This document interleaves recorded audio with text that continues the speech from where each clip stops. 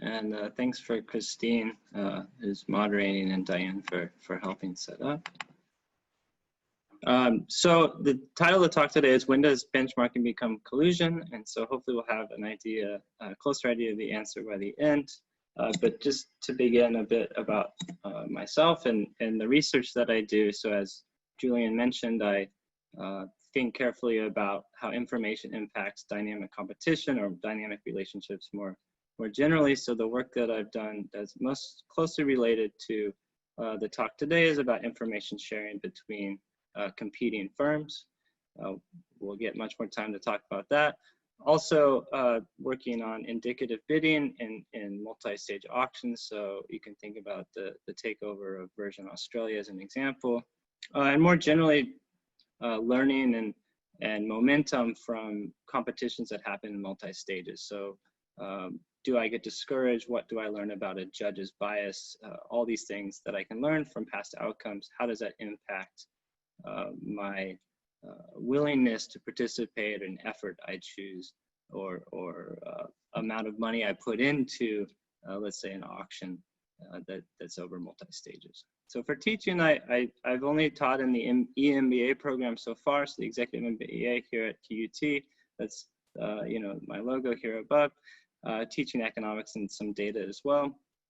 But I am designing a market structure and regulation class for 2022. So any interesting thoughts you have about what might go into that unit, I'm open here for email afterwards. And let me just say that these are economist views, so I'm not a legal scholar. They are my own, and they do not reflect QUT or the ESA. So just a basic outline. I'm going to give you some context in terms of how economists think about competition and collusion, specifically talking about the idea of what is market power. And we'll be focusing on concerted practices, so practices that involve two or more competing firms. And what our path will take us on today is considering factors that actually facilitate collusive practices. So I'll be more clear about that when we get there. After we kind of do the overview, we'll look at some current guidelines. Guidelines are just kind of frameworks for thinking about issues that might limit competition. So specifically about benchmarking and more generally information sharing. We'll look at the ACCC here in Australia, also the differentiation between guidelines here, FTC and DOJ in the US, and the European Commission in Europe. And we'll talk briefly at the end about impacts of COVID-19 and how those impacted or changed in some sense the guidelines that we think about in terms of when do we allow firms to cooperate. Okay? So just to give an overview in terms of competition, recent studies, macroeconomic studies, have looked at changing markups and changing profit margins in US firm data. Some of these also trend over to international firms as well. But the general macroeconomic implications here is that markups have been increasing. So what do we mean by markups? That's the percentage of our price that's above the cost of production. So how much additional money can I make above the cost of producing the product? So since 1980, these in aggregate have increased from 21% to 61%. One may argue that cost structure has changed so that there's more fixed costs and less costs in terms of actually producing products. So you think a lot of our tech firms or pharmaceutical companies have a lot of upfront overhead costs. So it's also been shown that the profit rate has increased. So it's not just that the cost structure has changed to make markups look higher. It's actually that firms on average, aggregately, their profit rate is increasing from 1% to 8%. So this is measured through shares, but also through this novel way of estimating production functions. And a lot of this has been shown due to a rise in superstar firms. So this isn't something that's distributed equally among firms, but there's large firms, think of Amazon, Apple, etc., that are really increasing markups, really increasing profit levels, and that is impacting the entire economy. And so what are the implications of that in terms of social welfare? Well, there's actually less of the value being created by firms is going out as wages, as compensation for labor. So this is having an impact on inequality, and also it decreases labor market dynamism. And so we have less people participating in the market, we have less people moving between jobs. So this is decreasing kind of the value that's given to labor. So more specifically, if we think about an individual market, you know, there's a role here for policy. And so the general policy looking at these questions of market power is called antitrust policy. So the idea is that the government has a role in terms of preventing firms from increasing this market power. That market power will tend to lead to less production and higher prices overall. So for example, the ACCC, one of their major line items in terms of what they do is they try to maintain and promote competition. So competition meaning reducing this market power. And so the way that economists have thought about this for individual markets, so not the macroeconomy, but for individual markets is through the lens of the structure, conduct, performance paradigm. So the structure of a given market, so again, let's think about an example like the market for mobile phones. There's a lot of things that go into how competitive that market is. But there's kind of three main aspects that economists can look at. One is the structure of the market, so how many firms are participating. How substitutable are the products? Would I be equally happy with one of the firm's products or the other? And this idea of the elasticity of demand. So if the price in that market goes up, how many less people would buy that product? So all these things are characteristics of the market itself that may impact the power that firms have in terms of increasing their price over cost. The second thing that we'll focus more on today is conduct. So how do these firms in the market, given the characteristics, how do they behave? So benchmarking can be thought of as a concerted practice, so the ways that firms work together. But we can also think about how they choose their, what we call competitively relevant choices. So how do they choose their prices? How do they choose how much to produce? So that's what we classify under conduct, which will be our main focus today. And then we can also think about viewing it from the performance aspect, which is what the macroeconomic studies did on the previous slide. So really analyzing what are the markups in a market, what are the profits in the market, and how does that relate to welfare or efficiency, as we would call it. So this is one way we can view the performance of a given market, and that's kind of the view that we'll take for the rest of this discussion. So first off, what is a concerted practice? So the definition from the ACCC, and this is again, this is going to be from the guidelines on concerted practices, is any form of cooperation between two firms, two or more firms or people, or conduct that would likely establish such cooperation, where this conduct substitutes or would be likely to substitute cooperation in place of the uncertainty of competition. So there's this idea that there's firms or people that should be competing for consumers, let's say, but instead the practices that they're adopting replaces that competition with some cooperative aspect. And the guidelines are kind of divide this into two major categories. The first category is what's called cartel conduct.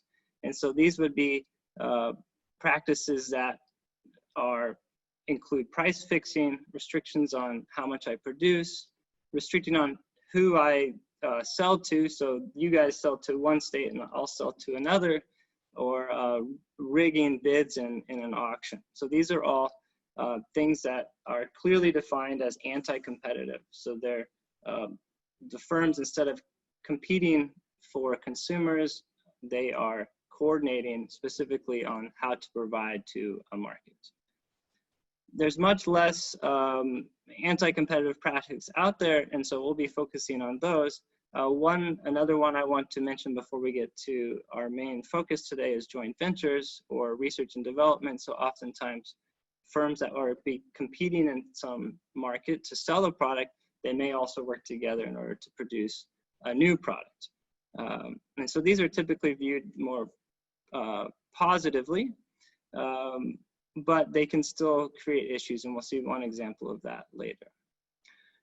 The last type is going to be this idea that we're not creating a new product, we're not specifically coordinating on how to attract or sell to consumers, but we are coordinating in some sense where we're sharing information that may be relevant to the market. So we may be sharing information about our prices that we sell. We may be sharing information about how much we sold last year.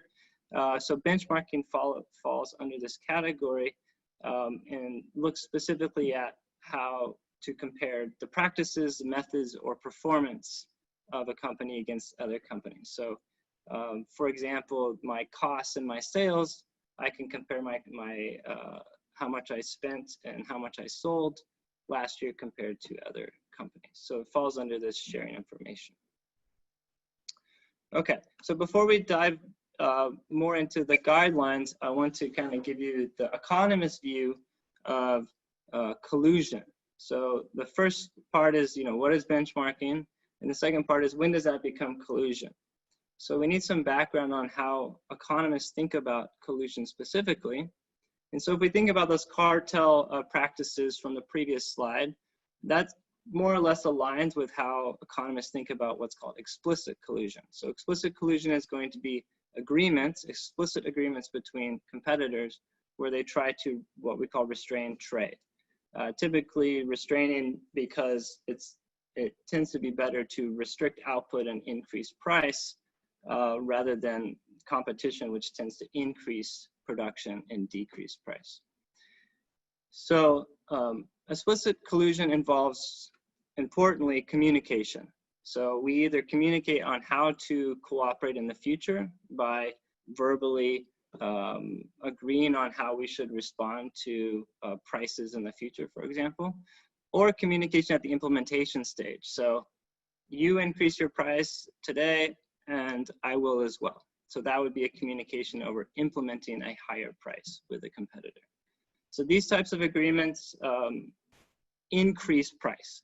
So it's been shown in 640 cases between 1990 and 2010, a significant increase in price in these agreements. Typically they're between 4 and 5 members, so some competition, but not markets with a lot of firms.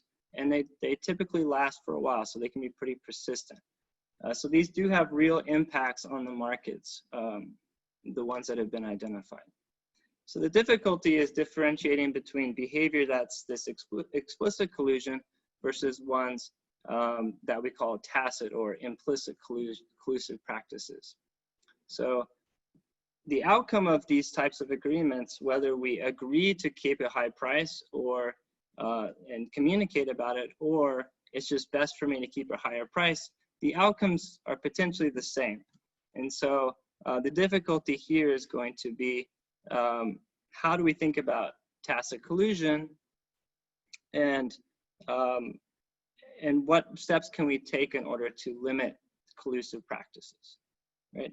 And so the idea behind tacit collusion is we can communicate as an explicit collusion to know what price to set, but what economists have shown, and what is clear in some examples I'll show you here in a second, is that we don't necessarily need to communicate about what price to set. If I can observe your price, or I have a feeling about what you're going to be doing, this is sufficient to maintain a price that's higher than what's optimal for consumers. So a higher price that's similar to this exertion of market power.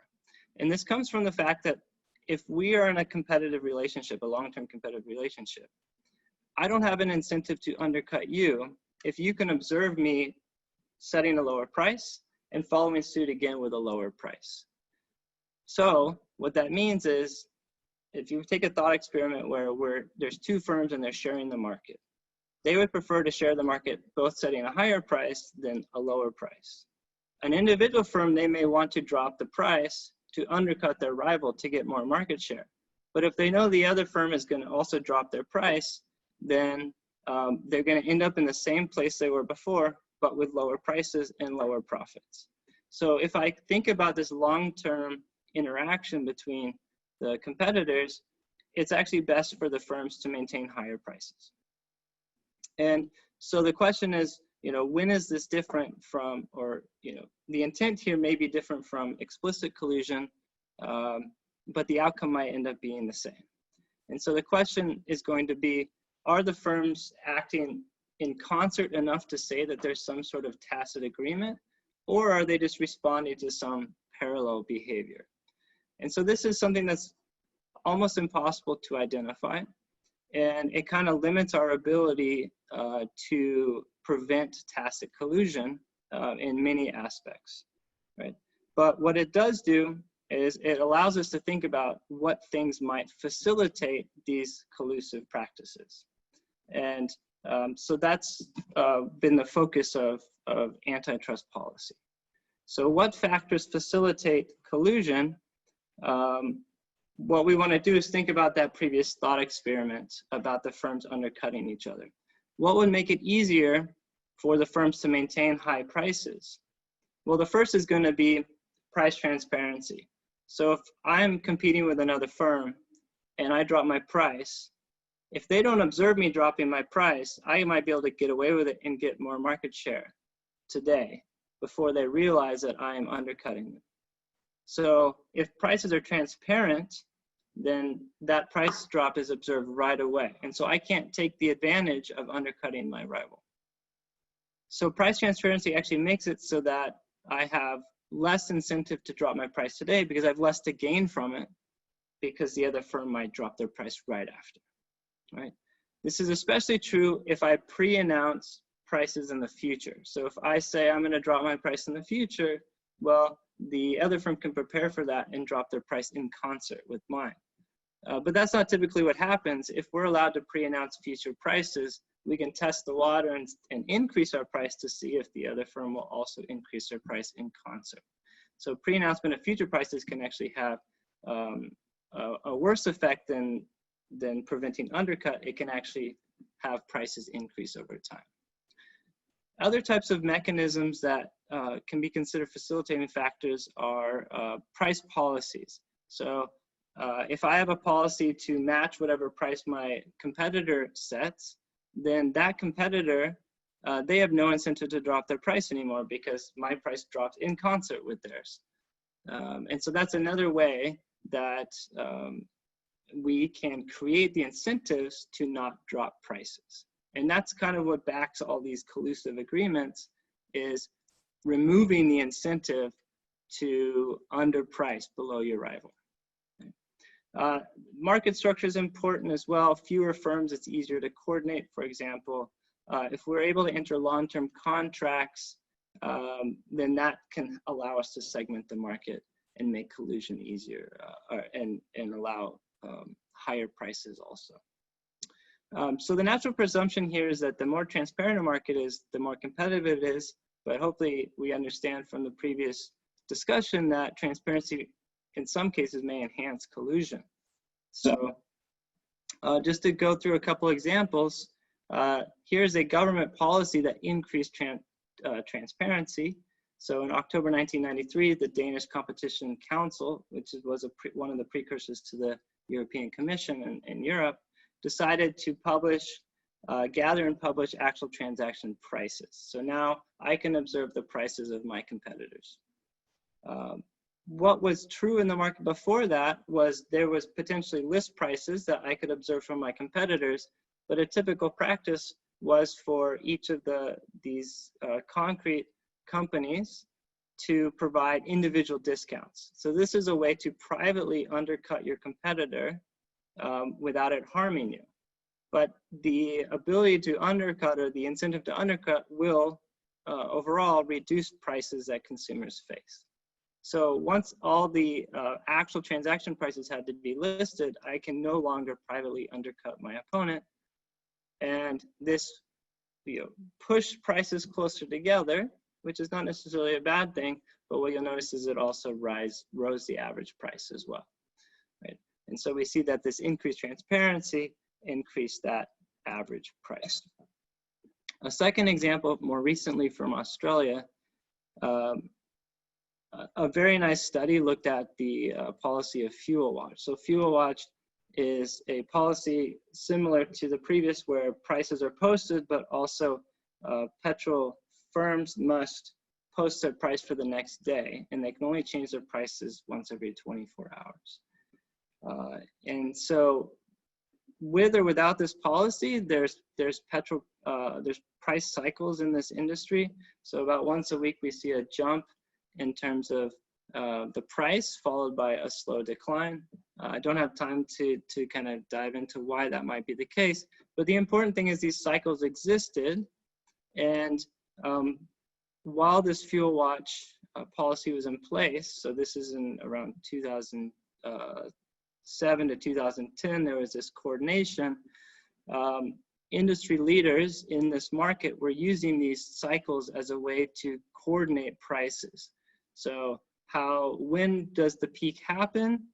They were coordinating among all the competitors, and also the height of each peak. So how much do I actually increase by at the upper end was coordinated over time. It took them about 3 years to come up with this an agreement that looked like everyone was on the same page, but around that time, margins increased by over 100%. Right? So the presence of this more simple pricing mechanism, so limiting firms to how they can price and making it public, can allow even markets where there's multiple competitors and a somewhat complex pricing environment to coordinate on higher prices and earn higher profits. Okay, so that should give us an example of how there's factors that can help facilitate collusion, which turns us back to benchmarking. So benchmarking typically has a clear pro-competitive potential. The idea behind benchmarking is that we adopt industry best practices. And so in spirit, this could increase the quality of products or the safety of products. And it could reduce the cost of production, which we would hope would get passed along to consumers in terms of lower prices. So by adopting the best practices in the industry, there's clear positive aspects to this. However, anytime there's an interaction between competitors, there's an increased chance of coordination or information exchange. And the similarities here, if we do adopt the same practice, it can make coordination easier. It can reduce differentiation of our products in terms of, let's say, the quality of the products, which can have also pro-competitive aspects if the products are more substitutable. But again, the similarity of the cost structure and the products we're providing may make it easier to coordinate on a higher than optimal price for the consumers. Okay. So the guidelines reflect this trade-off here between the potential, pro-competitive potential and the potential for collusive practices to emerge. And so the guidelines for benchmarking specifically fall under the headline for information exchanges more generally. And so it's useful to think about information sharing itself as, whether this is a good practice or not. And so what does information sharing do? Well, like we saw a bit with the Danish concrete example, we see a reduction in the variance of prices. And so that's through prices, but prices also give us information about other aspects of firms. But generally, if we share information about either our prices or share information about our cost structure, things like that, or the demand, the amount that we sell, then our prices are going to better reflect the market. So us sharing information makes it so that we're better pricers. So this is generally thought of, it can be shown theoretically that this is good for consumers to have prices that are more reflective of costs and demand. However, there's indirect factors that can also impact the actual price. And so if there's factors that increase coordination, we can see previously that this may increase the average level of price, but also just specifically reduce uncertainty about the demands and costs. While they do lower the variance of prices, what I look at with my co-author Kyle Woodward in North Carolina is that this reduced variance also reduces the incentive to undercut your competitor, even without considering collusive behavior. If my price today reflects my price tomorrow more closely because we're more informed, then the argument about undercutting is strengthened. So I don't want to undercut today because I want my I don't want my competitors to drop their price tomorrow. Okay, so getting into the guidelines around these practices, from the ACCC guidelines, it says that a person must not engage with one or more persons in a concerted practice that has the purpose or has or is likely to have the effect of substantially lessening competition. So here's that word, lessening competition.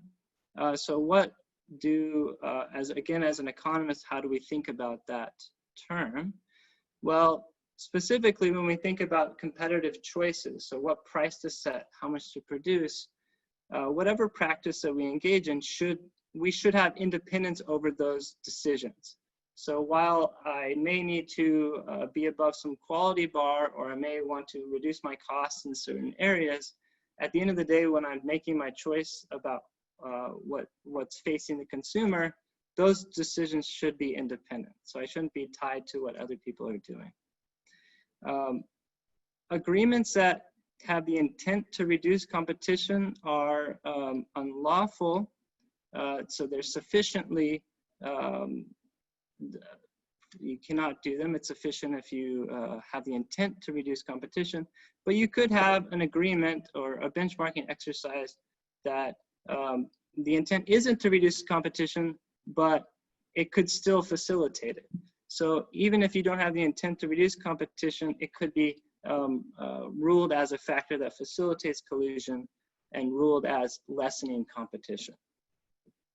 And in terms of how the competition authorities generally look at or decide what to give scrutiny to, both the content of the benchmarking exercise and the context, so these other structural factors, are important. So let me say one more word about that.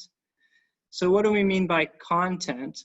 So if our benchmarking shares information relative to these consumer-facing choices, so price, output, less so costs and strategic planning, these are more likely to raise concern than less competitively sensitive variables.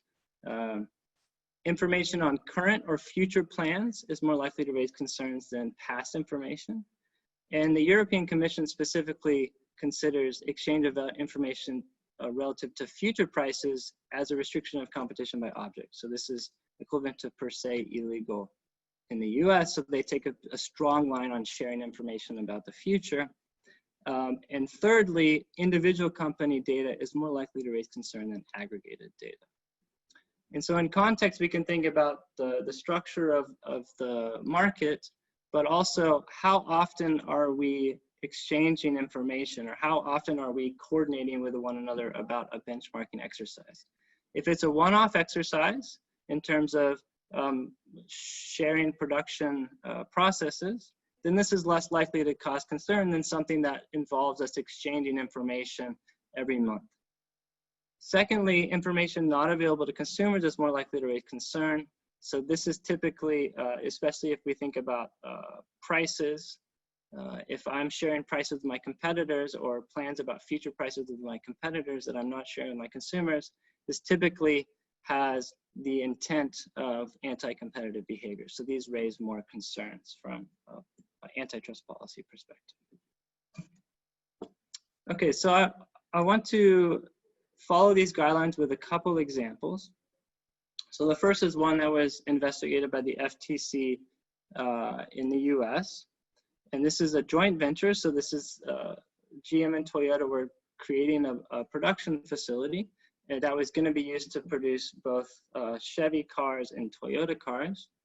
And the reported benefits were that Toyota was going to gain experience with the US labor force, and GM was going to learn at the time, the more efficient manufacturing techniques from Japanese car makers. So here we see benefits in terms of better utilizing productive inputs. So hopefully this would lower costs and be passed along to consumers. So this would be a benefit, hopefully, to consumers down the line. The concerns would be if we are producing competing products at the same plant, then this might change our behavior in terms of how much of the car to produce. So again, we would be benefited if all the firms were working together illegally. They would benefit from producing less and charging a higher price. So a concern is that by producing things at the same plant, we may have an incentive to reduce the production overall of our products. Second concern is information exchange beyond those required for the joint venture. And so here we can see a response from the commission that addresses the concerns, hopefully without removing the benefits. So they limited production at the plant to a reasonable but smaller proportion of the production, so that it's not a large part of the output decisions by either firm. And secondly, they prohibited information exchange that wasn't relevant specifically to the benefits stated in the joint venture. So this is one that they allow the benefits to go through, but they stepped in to try to limit these factors that might facilitate or lead to direct coordination. Okay. So last set of examples I wanted to talk about is benchmarking over inputs. So all these examples are ones where firms are coordinating with each other to try to reduce costs, let's say. So again, reduced costs may lead to benefits down the line. And the goal here is to kind of show the differences in terms of the benchmarking in order to see the differences in the responses. So the first is going to be from the trucking industry. And so this is from 2007. The trucking industry was sharing information.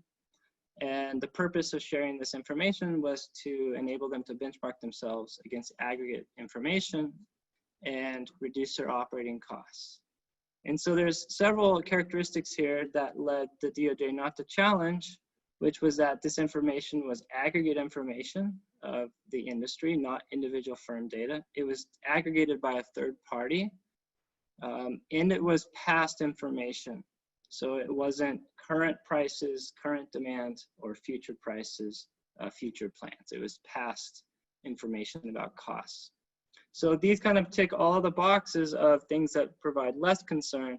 And so we see here that the DOJ did not challenge this sharing agreement.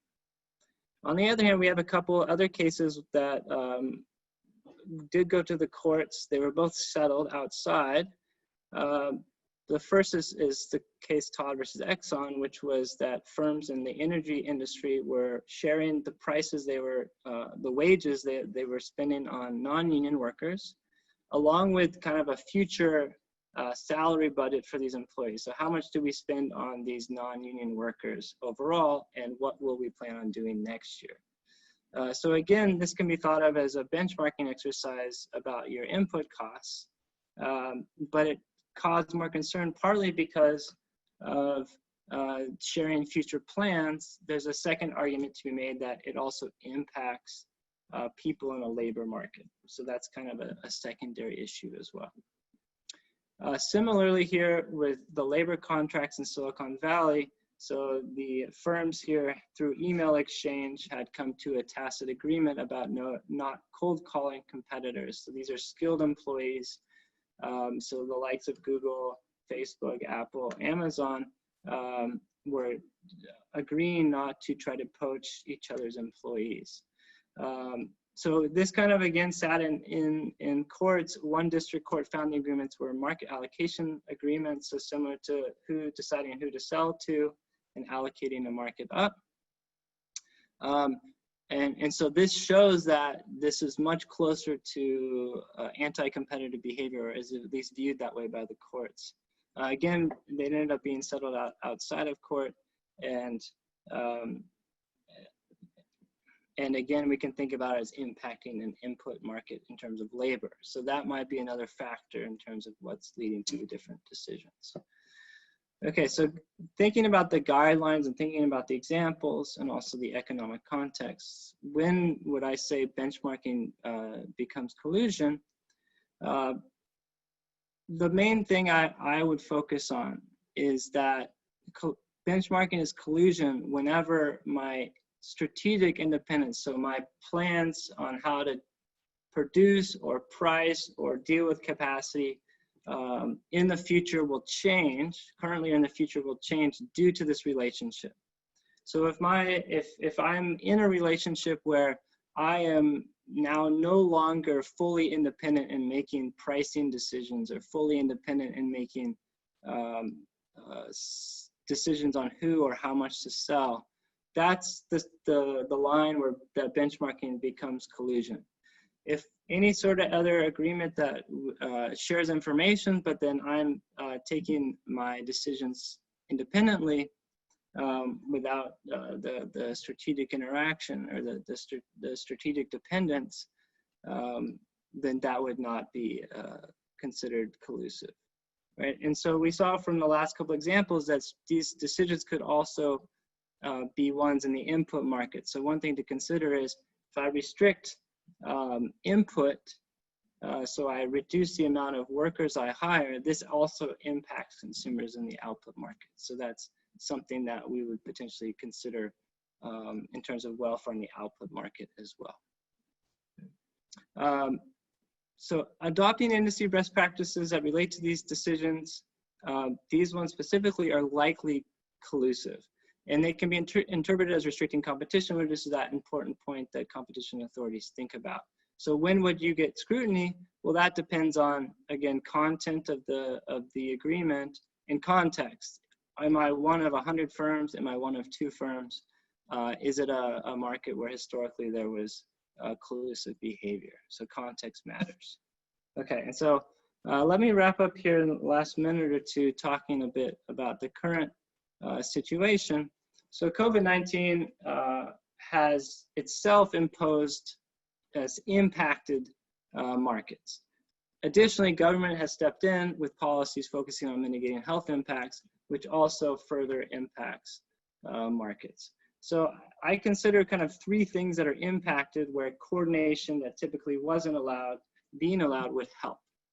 The first is going to be the idea that the restrictions limit productive ability. So the example that just came out yesterday in coordination was in chicken factories. So limiting the number of workers at a chicken factory impacts supply of that product. So coordination between competitors can help reduce disruptions in supply chains here. So they can help each other maintain production. Another impact is on the demand side. So there's certain products that are in very high demand now. So firms coordinating procuring these high demand products may help ensure more equitable distribution of the products when it's in very high demand. And lastly, the low demand but necessary products. There's certain things that need to be provided, but now they have lower demand. So low demand may lead to unprofitability of firms. So coordinating between competitors can help them maintain profitability to provide these necessary products in this hopefully short shock of low demand. Okay, so just some exemptions that the ACCC has given out over the past few days. And each one of these kind of matches the 3 points I made previously. So I'll leave these up and open things up for discussion. Thanks, Greg. That's a really interesting talk. I offer people to put some questions in under the Q&A button at the bottom of the screen, but I'll kick off with the first one.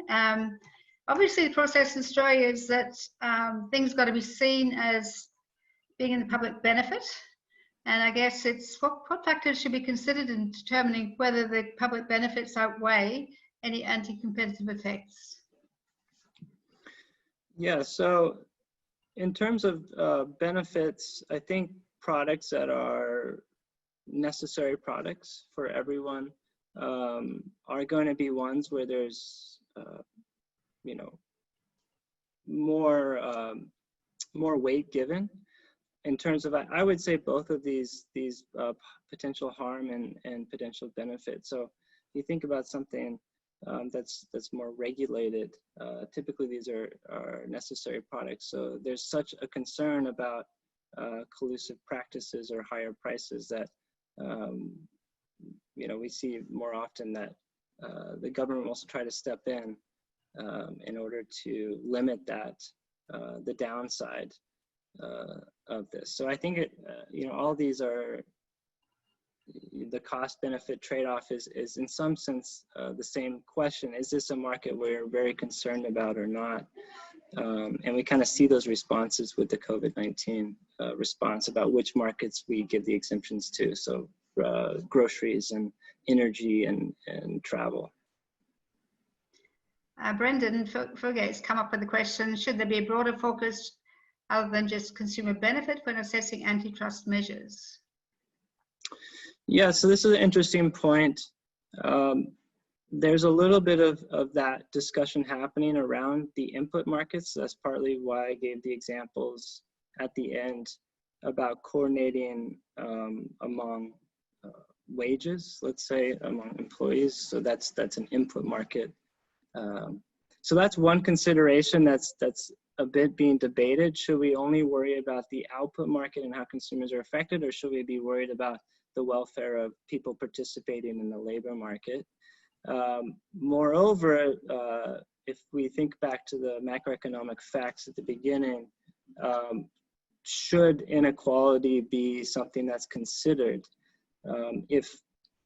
If we have the tools to think about how to reduce market power, then should those tools be used to combat rising inequality? And that's a big question that I don't have an answer to right now. With regard to some of the arrangements that have been put in place in the the exceptional circumstances we're in now, obviously they've got to be sharing information that may be enduring. So how can you actually come to put an end to these kind of agreements, even if they are just in place for a period of time, which they may well be? How do you actually roll back if you've actually shared sensitive information going forward? Yeah, so hopefully one of the things that you took away from the talk is that there's two things that are required for coordinating at a higher price than we would want competitors to do. One is implementing an agreement, and two is coordinating on perpetuating that agreement. So one downside of allowing these firms to cooperate now is even if we pull back the allowance to cooperate in certain dimensions, they potentially have already implemented an agreement that they can now, so half of their job is already done. They just need to maintain an agreement that's beneficial to them after we pull back their ability to coordinate on what that agreement is. So I think a key to considering these firms as they move forward is to make sure they don't have factors in their market that facilitate them to perpetuate an agreement. So again, these are kind of the transparency factors, the factors that prevent people from kind of privately undercutting their rivals or offering lower prices to individuals if they have big buyers, let's say. If we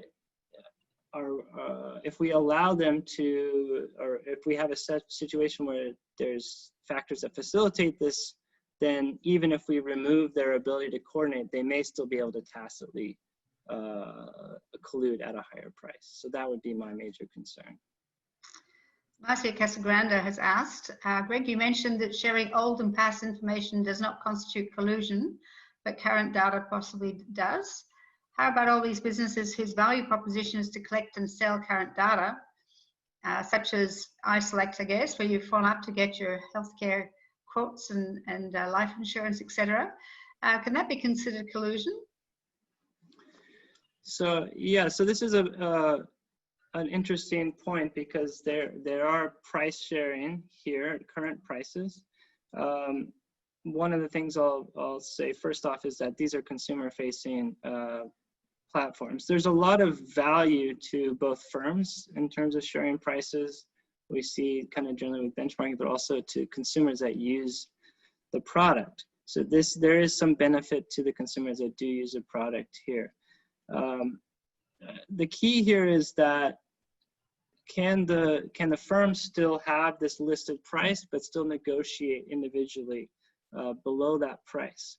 So if you restrict a firm from negotiating below a price or price discriminating, let's say, then this can actually lead to overall higher prices because, again, there's no ability for these firms to price below one another, so they can maintain a high price in an exclusive agreement. So there's a recent study by people at the University of Melbourne, David Byrne and some colleagues, the energy market and the posted prices there. So what they did was they actually ran an experiment where they called the firms, asked and tried to negotiate down, and a lot of them would.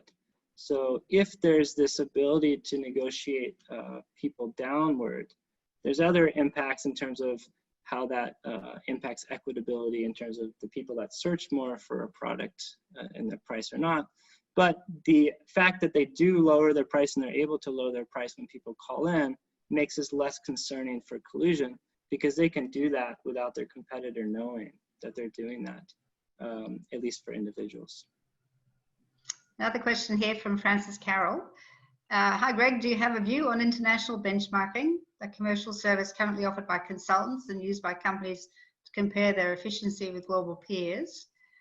Are the confidentiality protocols sufficient, or can this practice cause problems with competition regulators? And he also says, thanks for the webinar. That's a good question, and I'm probably less informed about the confidentiality agreements that are used here.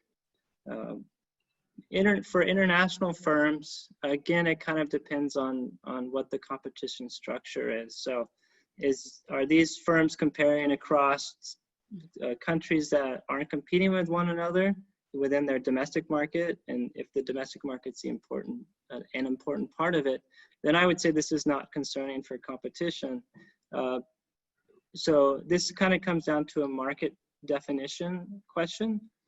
On the other hand, if it's large multinational corporations that are competing with one another directly for a global market, then this would be more concerning. So it would be closer to the situation where you have just a few firms in a market competing directly. So I think the market structure and the market definition are two important things that I didn't spend any or enough time on to talk about. But if that market structure is in a way that these people are direct competitors, then confidentiality agreements might not be enough, as we can see that it doesn't take much to lead to higher prices, let's say, or market allocation. Will Coltman asked, are you aware of cases where regulators were comfortable with information sharing simply because of the competitiveness of the market rather than the nature of the information conduct? For example, if there are 20 or more active firms, do we just not care?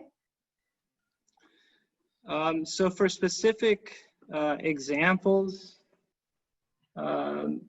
yeah, there's typically these things aren't, I don't have cases, let's say, but when these information sharing agreements happen and there's no cases, that typically means that competition authorities are okay with them. And so there are these agreements among kind of more what I would call dispersed markets. They're not uncommon. And so construction manufacturing industries in the US share information. And so when there are many firms, theoretically, economists have shown that there's less concern, and the response of competition authorities seems to reflect that as well. So I would agree with the statement that more firms means less concern. Someone who's anonymous has asked, has commented, we have been discussing hypotheticals and examples relating to firms. However, are there any benchmarking programs by ID&E organizations in Australia that you feel are in danger of being classified as engaging in collusion? So any specific examples in Australia, is that the question, sorry? Yeah, yeah. So I think that specific benchmarking examples, I'm not aware of any at this time. I think, again, the example I gave, the Australian example I gave about petrol prices, in terms of the cycles and how those cycles may be, we can observe that they are maintained through through responses by other firms. So we can show that these prices are coordinated. Then I think that would be something that may fall under scrutiny. So one difficulty with this from a competition perspective that I didn't really have time to talk about is knowing, you can't fault a company for maximizing their profits generally, because then what are they supposed to do? So again, it's not that the practice itself will be identified as collusive and say stop pricing that way. It would be more the factors that facilitate collusion. So does the fuel watch policy create this opportunity for collusion? And so that's really the thing that you need to look at, is whether or not the increased concern of collusion outweighs the benefit of having that fuel watch available for consumers. Might finish up with your response to a comment by Doug Hole. He says, so perhaps the so-called market failure of information symmetry is not a market failure at all, but in fact is the market working properly. Austrian school economists like Israel Kirzner have argued that it's information asymmetry that actually fuels entrepreneurship and competition, which in turn delivers benefits to consumers. Government and regulatory interventions to reduce information asymmetry actually harms consumers for the very reasons you've argued today. Yeah, I think that's a nice statement, and obviously, with everything, there's cases, examples that go against and for that, and so I've leaned heavily in terms of full information tends to lead to more collusive practices.